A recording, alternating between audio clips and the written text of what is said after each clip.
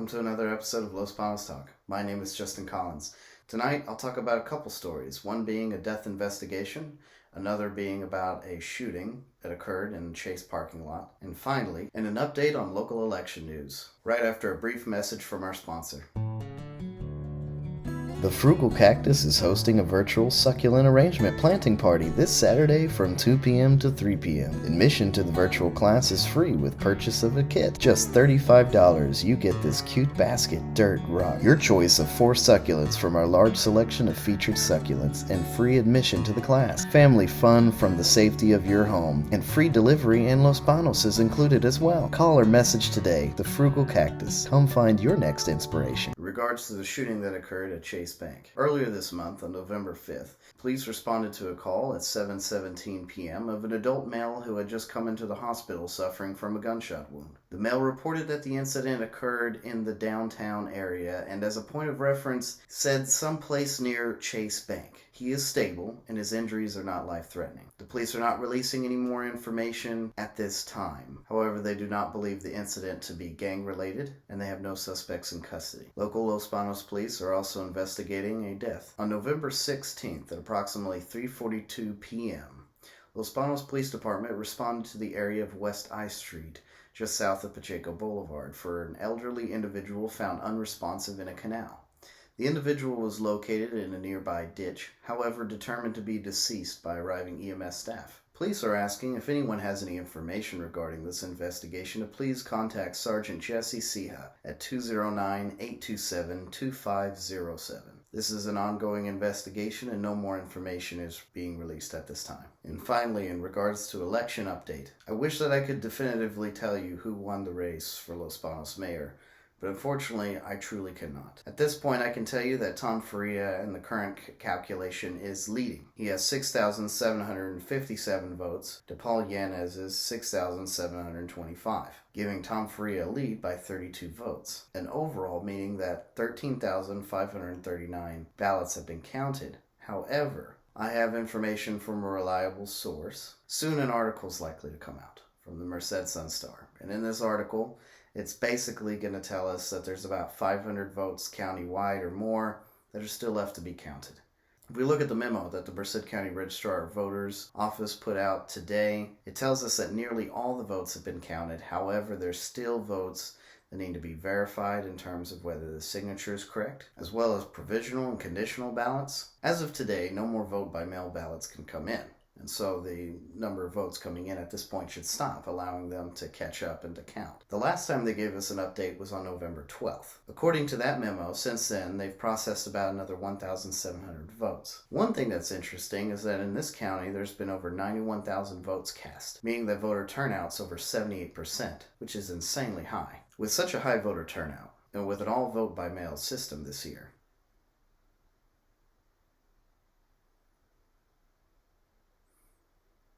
it would partially explain as to why it's taken so long to get results. However, I do want people to keep in mind something. If you are disappointed in how the results have been handled this year, if you feel as though they could have been handled better, well, I do have some, I guess you could say, good news. So the Registrar of Voters for our county is Barbara J. Levy. Now, a lot of people don't know this, but Registrar of Voters is actually an elected position that gets elected. And so if you don't think that this person did a good job and you think that we should have someone else do it, or you feel like there's some kind of recommendation, we can vote this person out or put someone else in there. We can also tell this person, hey, we would like them to change up some things, or we will vote them out. So if you feel as though this was handled poorly, if you feel as though this wasn't done correctly or adequately, and you want something done about it, well, the good news is that you kind of can. This is an elected position. This is an elected official. And so they are accountable to us, the voters, and also they can be voted out of office. This isn't a bureaucratic position. This isn't a job. This is a elected position. So you do have that means of recourse. So in conclusion, with so few votes between the two candidates at 32, the votes coming in could change it. The votes still left to be counted could change the results.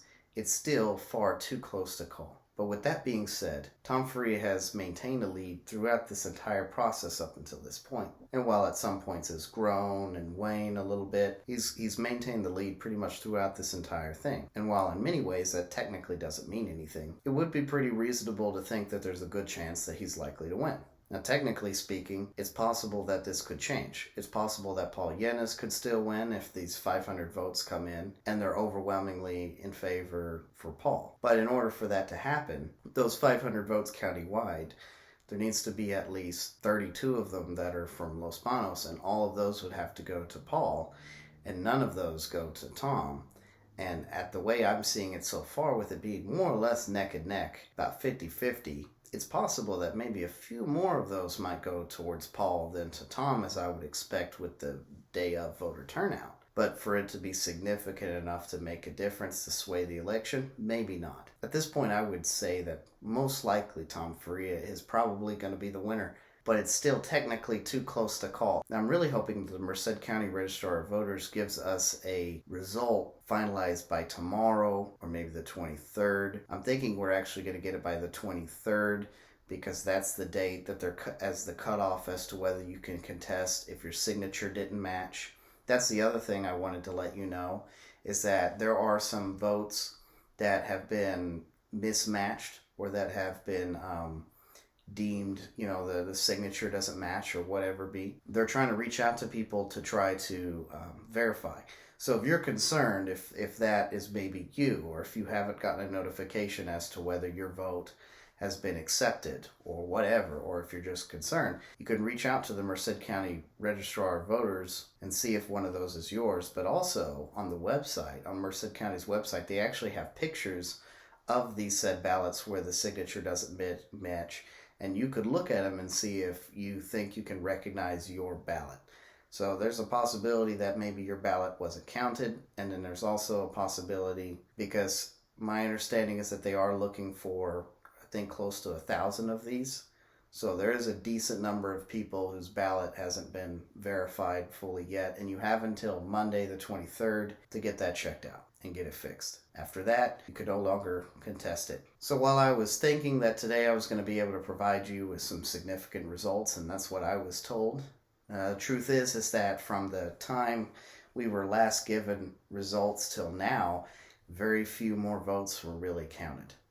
In fact, in this week, basically less votes were counted this week than what generally was done in a day the week of the election. Now, I don't fully understand. I don't truly know what all challenges that have been there or what's all the holdup, but in my personal opinion, I don't really think the county's handled the elections all that well. And I mean, Nevada, which is an entire state, was able to count its votes and then do a recount in the time that faster than our county was able to just look at, a mayor election.